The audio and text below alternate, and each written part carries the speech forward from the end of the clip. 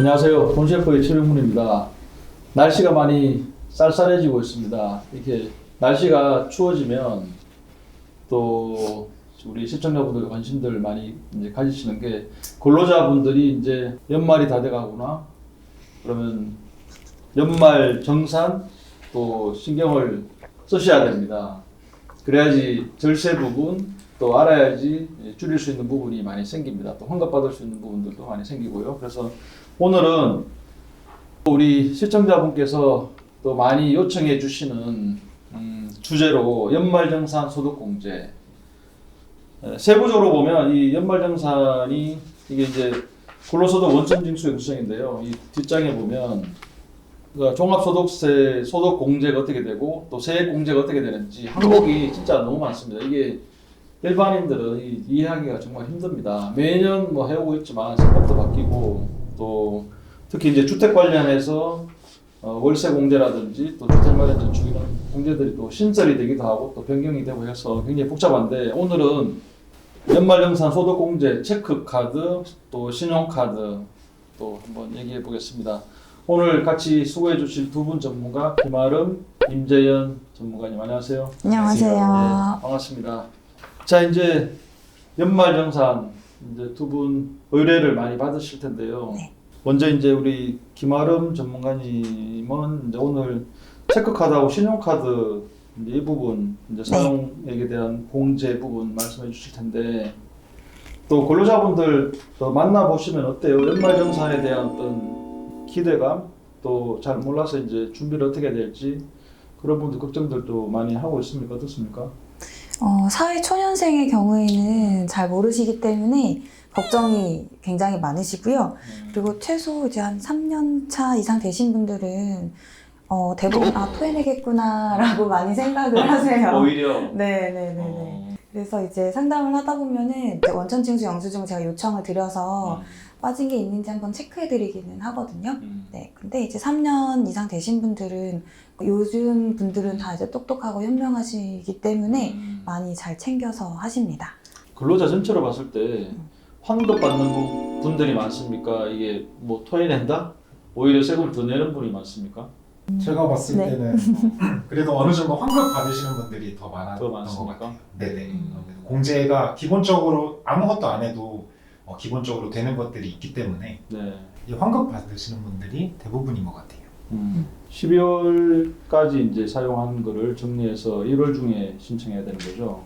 네. 그 타이밍에 대해서 좀 이렇게 한번 설명해 주시죠. 언제까지 신청해야 되고? 그 직전 과세년도라고 해가지고 1월 1일부터 12월 31일까지 이제 사용한 것에 대해서 소득공제 또는 세액공제를 해주는 제도라고 보시면 되세요. 그거를 신고를 언제까지 그러면 이걸 준비해야 돼요? 1월에 신고를 하시면 2월에 이제 환급으로 네. 들어오는 그런 제도입니다. 한 가지씩 그러면 한번 알아보시죠. 먼저 이 종합소득공제에서 신용카드 공제에 대해서 좀 알아보겠습니다. 신용카드 공제가 다른 항목보다 공제가 금액이 좀 큰 편이에요? 어떻습니까? 네, 일단은 소득에 따라 물론 조금 차등은 있지만은 소득 공제 항목 중에서는 그래도 좀 큰 편에 속한다라고 말씀드리고 싶어요. 네.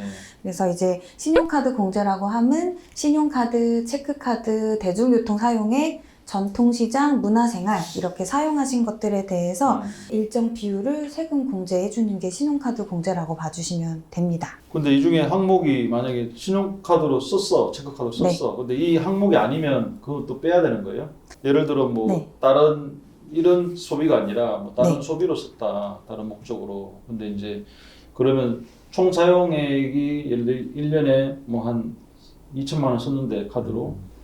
근데 이 사용 목적이 아니라 다른 사용 목적이 여기 막 섞여 있다라고 하면 그걸 빼야 되는 건지. 아니 그 목적이 아니고 딱 뭉뚱그려서 소비를 소비를 네네네. 했으면은 이제 공제를 해주는 거예요. 어떤 소비든 상관없어요? 이 어떤 네. 소비든 술 상관없어요. 마셔도 뭐 식당에서 뭐 상관없어요. 폭탄주의가 아무리 많이 예. 이제 제가 이제 좀 후에 말씀드리려고 했는데 지금 간략하게 먼저 말씀드리면은 안 되는 것 이제 네. 몇 가지 말씀드릴게요. 네. 보험료는 세액공제 항목에 따로 있기 때문에 보험료는 신용카드 그렇죠. 사용액 공제가 되지 않고요. 네. 그리고 이제 기부금도 따로 공제 항목이 있어서 기부금도 안 그렇지. 되시고 중복되는 부분은 빼야 된다. 네, 일정 부분은 예. 좀 빼셔야 돼요. 그리고 신차 구입 비용, 뭐 통신비, 세금 공과금, 아파트 관리비, 자동차 리스, 뭐 해외에서 사용한 금액들, 현금 서비스 등은 그 소득공제가 따로 안 된다라고 봐주시면 되세요. 네. 오케이, 그거는 네, 이제 좀 후에 또 이따가. 세부적인 네. 것도 한번 짚어보겠습니다. 총 급여액의 20% 이상 사용 금액이 해당이 되나요? 네, 신용카드나 체크카드 사용 금액의 전체가 되시는 게 아니고 네. 내가 받는 총급여, 그러니까 세전 총급여의 25% 사용 이후에 대해서 사용액 이상에 대해서만 소득공제가 됩니다. 그래서 총 급여가 5천만 원인 분은 25%가 1,250만 원이네요. 네, 그 이상 맞아요. 네. 초과 사용한 부분에 대해서 이제 공제를 해준다. 네. 그리고 항목별 소득 공제율에 대해서 한번 얘기해 주시죠. 네, 이제 아까 말씀드린 것처럼 우리가 신용카드도 있고요. 체크카드, 현금영수증, 그리고 대중교통, 전통시장, 도서나 공연, 박물관 사용액이 있는데요. 이거는 각각 소득공제 한도가 다릅니다. 먼저 신용카드 사용액과 체크카드, 현금영수증 이 세 가지는 총 합쳐서 연에 300만 원까지 공제가 되시고요.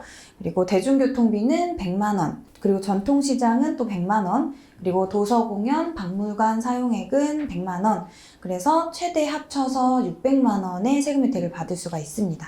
네, 이거는 총급여 7천만 원 이하 분에 대해서 네, 총 600만 원이고요. 총급여가 7천만 원 초과, 그리고 1억 2천만 원 이하자에 대해서는 신용카드 그리고 현금영수증 체크카드가 250만 원 한도로 줄어들게 되고요. 많이 줄어드네요. 네, 50만 원 정도 네, 줄어들고요.